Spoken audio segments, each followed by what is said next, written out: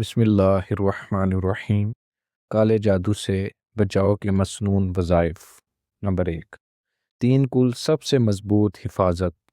پڑھنے کا طریقہ: سورۃ الاخلاص، سورۃ الفلق، سورۃ الناس 3 مرتبہ صبح و شام پڑھیں۔ ہاتھوں پر دم کر کے پورے جسم پر پھیر لیں۔ حدیث: نبی صلی اللہ علیہ وآلہ وسلم سونے سے پہلے 3 کل پڑھ کر اپنے جسم پر دم کرتے تھے۔ بخاری۔ نمبر 2، آیت الکرسی۔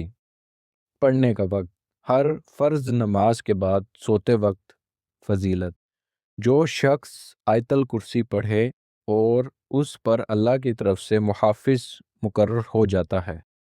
نمبر 3، سورۃ البقرہ پڑھنے کا طریقہ: روزانہ مکمل یا کم از کم گھر میں چلائیں۔ حدیث: جس گھر میں سورۃ البقرہ پڑھی جائے وہاں شیطان داخل نہیں ہوتا۔ مسلم شریف۔ نمبر 4، یہ دعا جادو سے حفاظت۔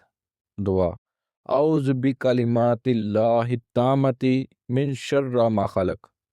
3 مرتبہ صبح و شام کے اذکار، خصوصاً یہ ذکر: بسم اللہ الذی لا یضر مع اسمہ شیء 3 مرتبہ۔